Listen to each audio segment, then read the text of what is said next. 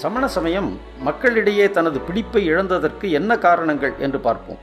பொதுவாகவே சமண சமயம் கொல்லாமை, பிற உயிர்களுக்கு ஊறு செய்யாமை, அதாவது அதிதீவிர அகிம்சை, அதனை கடைபிடிக்கக்கூடிய ஒரு மதமாக இருந்தது. யதார்த்த வாழ்வில் இது பலருக்கு சிக்கலை ஏற்படுத்திற்று.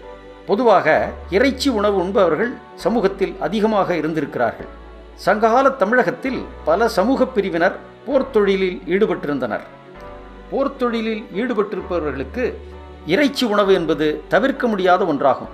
இறைச்சியில் உப்பு, மிளகு போன்றவற்றை கலந்து உப்பு கண்டம் போடுவதைப் போல சேர்த்து பதப்படுத்தி அதனை பயன்படுத்துவது எளிது. காய்கறிகள் போன்றவற்றை இவ்வாறு பதப்படுத்தி பயன்படுத்துவது மிகவும் கடினமாக இருந்தது. எனவே நீண்ட நாள்களுக்கு தொடர்ந்து பாசறையில் இருந்து கொண்டு போர்த்தொழிலில் ஈடுபடுபவர்கள் எல்லாம் இறைச்சி உணவை தவிர்க்க முடியாத ஒரு நிலைமையே அன்றைக்கு இருந்தது. பெருங்கதை என்ற சமண காப்பியத்தில் படைகளுக்கு நாள் தோறும் ஊன் இடையறாமை உணாத்தந்திடும் சேனை வாணிகம் என்ற குறிப்பு காணப்படுகிறது. அதாவது படைப்பிரிவுகளுக்கு தினந்தோறும் இறைச்சி கலந்த உணவை வழங்குவதுதான் சேனை வாணிகம் என்பது இதன் பொருளாகும்.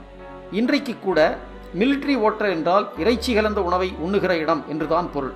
எனவே இத்தகைய நிலைமை இருந்த காலகட்டத்தில் இறைச்சி உணவை பயன்படுத்துபவர்கள், போர்த்தொழிலில் ஈடுபடுபவர்கள் சமண சமயத்தில் நீடிப்பது என்பது எண்ணி பார்க்க முடியாத கடினமான ஒரு நிகழ்வாகும். சீவக சிந்தாமணியில் வில்லின் மா கொன்று தடி விளிம்பெடுத்த பல்லினார்களும் என்று தொடங்குகின்ற ஒரு பாடலில் உயிர்களை கொன்று இறைச்சி உணவை உண்பவர்கள் மறுபிறப்பிலும் இழிகுலத்தில்தான் பிறப்பார்கள் என்று குறிப்பிடப்பட்டுள்ளது. மீன்பிடித்தல் போன்ற தொழிலில் ஈடுபடுபவர்கள் சமண சமயத்தில் நீடிப்பது என்பது மிகவும் கடினமான ஒரு நிகழ்வாகும். இவ்வாறுதான் பிற உயிர்களை துன்புறுத்துபவர்கள் மறுபிறப்பிலும் இழிகுலத்தில் பிறப்பார்கள் என்று சொல்லுகிற கருத்து சமண சமயத்தில் இருந்தது.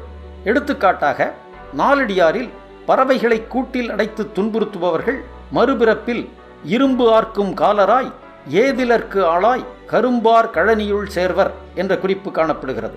அதாவது பறவைகளை கூட்டில் அடைத்து துன்புறுத்துபவர்கள் கருப்பங்கொல்லையிலே காலில் விலங்கிடப்பட்ட அடிமைகளாக தொழில் செய்ய நேரிடும் என்று குறிப்பிடப்பட்டுள்ளது.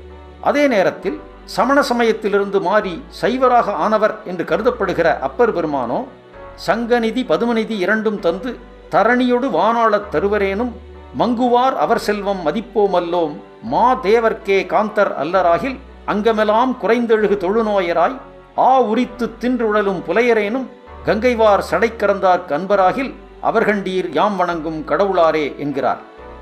பசுக்கொலை என்பது மிகவும் குறிப்பிடத்தக்க குற்றமாக பஞ்சமா பாதகத்துள் ஒன்றாக கருதப்பட்டது. ஆனாலும் கூட ஆ உரித்து தின்று உழல்பவர்கள், அதாவது மாட்டிறைச்சி உண்பவர்களாக இருந்தாலும் கூட அவர்கள் சிவனடியார்களாக இருந்தால் அவர்களே நாங்கள் வணங்குகின்ற கடவுளர்கள் என்று பாடுகிறார். இவ்வாறு மிக எளிதாக ஊழ்வினையை கடக்க முடியும் என்று போதிக்கின்றன சைவமும் வைணவமும். இதனைத் தவிர சங்க இலக்கியங்களில் காணப்படுகிற அகத்திணை மரபு, அதாவது களவு என்கிற காதல் மரபு, காதல், போர் வீரம் ஆகியவற்றை பற்றி பாடக்கூடிய பல பாடல்களே சங்க இலக்கியங்களில் பெரும்பாலும் காணப்படுகின்றன. அகத்திணை, புறத்திணை என்று இவற்றை குறிப்பிடுவதுண்டு.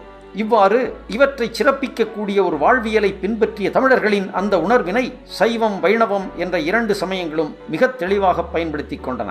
கிபி 6ஆம் நூற்றாண்டிற்கு பிறகு தமிழகத்தில் சைவம் வைணவம் என்ற இரண்டு சமயங்களும் பக்தி நெறி அடிப்படையில் வளர்ச்சியடைகின்றன. வைணவத்தை எடுத்துக்கொண்டால் ராமனுடைய இலங்கை போர் அது ஒரு வீரச் செயல். கண்ணனுடைய ஒரு வீரச் செயலாக போற்றப்படுவது 7 காளைகளை அடக்கி நப்பின்னையை மனம் புரிந்த நிகழ்வாகும். இன்றைக்கு சல்லிக்கட்டு என்று சொல்கிறோம் அல்லவா, அந்த அடிப்படையில் 7 காளைகளை அடக்கி நப்பின்னையை மனம் புரிகிறான் கண்ணன். இவ்வீரச் செயல் திவ்ய பிரபந்தத்தில் போற்றப்படுகிறது. சைவத்தை எடுத்துக்கொண்டால் சிவபெருமானுடைய ஓர் அம்சமாகிய பைரவரின் 8 வித வீரச் செயல்கள் வீர நடனங்கள் அல்லது வீரட்டானங்கள் என்றும் அவற்றை குறிப்பிடுவார்கள். அட்ட வீரட்டானங்கள் தேவாரத்தில் போற்றப்படுகின்றன. சிவபெருமானின் மற்றோர் அம்சம் பிட்சாடனர் எனப்படுகிற பிச்சை எடுக்கின்ற கோலம் ஆகும். வீடு தேடி வந்து பிச்சை எடுக்கின்ற அளவிற்கு இறங்கி வந்து மக்களோடு நெருங்கி அதன் மூலம் மக்களுக்கும் அடியவர்களுக்கும் அருள் வழங்குகின்ற ஒரு கோலமே பிட்சாடனர் கோலமாகும். இந்த கோலம் அகத்திணை மரபினை பக்தி நெறியோடு பொருத்துவதற்கு மிக அருமையான ஒரு தளமாக அமைந்தது. எடுத்துக்காட்டாக சம்பந்தருடைய முதல் பாடல், சைவ திருமுறைகளிலேயே முதல் திருமுறையில் அமைந்த முதல் பாடல், தோடுடைய செவியன் விடையேறி ஓர் தூவன் மதிசூடி காடுடைய சுடலை பொடிபூசி என் உள்ளம் கவர் கள்வன் என்று தொடங்குகிறது. இவ்வாறு உள்ளம் கவர்கள்வன் என்று சொல்வதே தன்னை பெண்ணாக பாவித்து இறைவன் தன் உள்ளத்தை கவர்ந்து விட்டான், அதாவது களவு மனம் புரிவதற்கான களத்தை அமைத்து விட்டான் என்று புரிய வைக்கிற ஒரு வரியாகும். இவ்வாறு சைவமும் வைணவமும் பழந்தமிழ் இலக்கிய மரபுகளை தெளிவாக தன்மயமாக்கிக் கொண்டு மக்களிடையே அதை கொண்டு செல்கின்றன. இறைவனே ஒரு கலைஞன், ஆடல் கலைஞன். இவ்வாறு சொல்லும்போது சைவமும் வைணவமும் கலைகளுக்கு தனி மதிப்பை அளிக்கின்றன. கலைகளுக்கு சமணர்கள் மதிப்பளித்தார்கள் என்பதை பார்த்தோம். ஆனால் சிருங்காரம் சார்ந்த கலைகளுக்கு சமணம் மதிப்பளிக்கவில்லை. அகத்திணை என்று வரும்போது நிச்சயமாக காமச்சுவை இடம்பெறுகிறது. எனவே சைவமும் வைணவமும் இந்த பொருளை மிக தெளிவாக பயன்படுத்தி கொண்டன. அடுத்ததாக சமண சமயத்தில் தீர்த்தங்கரர்கள் காயோத்சர்க என்ற நிலையில் நிற்பார்கள். காய உற்சர்க என்றால் எவ்வகை வளைவுமற்ற நிமிர்ந்து நிற்கின்ற ஒரு நிலை. அது புலன் இன்பங்களை கடந்த நிலை என்பதை உணர்த்துகின்றது. ஆனால் சைவ சமயத்தை எடுத்துக்கொண்டால் இறைவன் வளைந்து நெளிந்து ஆடுகின்ற ஆடல் கலைஞன் மட்டுமின்றி அவனே திருமணம் முடித்தவனும் ஆவான். எடுத்துக்காட்டாக, மண்ணில் நல்ல வண்ணம் வாழலாம் வைகலும் எண்ணின் நல்ல கதிக்கு யாதுமோர் குறைவில்லை கண்ணில் நல்லகுதுரூம் கழுமல வளநகர் பெண்ணின் நல்லாளோடும் பெருந்தகை இருந்ததே என்று பாடுகிறார் சம்பந்தர். இறைவனே திருமணம் முடித்தவர்தான் என்று சொல்லும்போது மிக எளிதாக மக்கள் அவரோடு நெருங்கி விடுகிறார்கள். இவ்வாறு சைவ வைணவ சமயங்கள் மக்களிடையே செல்வாக்கு பெற்றதன் விளைவாக சமண சமயத்தின் மீது மக்களுக்கு இருந்த பிடிப்பு தளர்ந்தது. இதனை உணர்ந்து கொண்ட சமண சமயம் கிபி 8ஆம் நூற்றாண்டளவில் தமிழ் அகத்திணை மரபுகளையும் களவு நெறியையும் தனக்கு சார்பாக பயன்படுத்தி கொள்ள முயன்று அதன் விளைவாகவே சீவக சிந்தாமணி என்ற ஒரு இலக்கியத்தை தோற்றுவித்தது. சீவக சிந்தாமணிக்கு மணநூல் என்றே பெயர் உண்டு.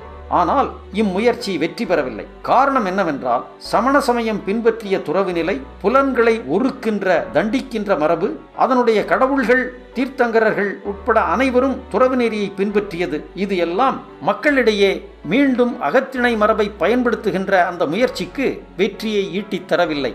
ஆனால் சைவத்தை எடுத்துக்கொள்வோம். சைவத்திலே சிவபெருமானே களவு பற்றிய ஓர் இலக்கண நூல் எழுதியதாகவும் அதற்கு பெயர் இறையனார் களவியல் என்றும் ஒரு செய்தி உண்டு. இறையனார் களவியலுக்கு நக்கீரர் உரை எழுதினார் என்றும் அந்த உரைக்கு இறையனார் களவியல் உரை என்று பெயர் என்றும் தமிழ் இலக்கிய வரலாறு அறிந்தவர்கள் அறிவார்கள். மேலும் திருவிழாக்கள் மூலம், அங்கு நிகழ்கிற கலை நிகழ்ச்சிகள் மூலம் சைவமும் வைணவமும் மக்களை ஈர்த்தன. கோயில்களிலோ தேவரடியார்கள் என்ற வர்க்கம் உருவாகி கலைகளுக்கும் நிகழ்த்துகலைகளுக்கும் இடமாகவும் கோயில்களை மாற்றின.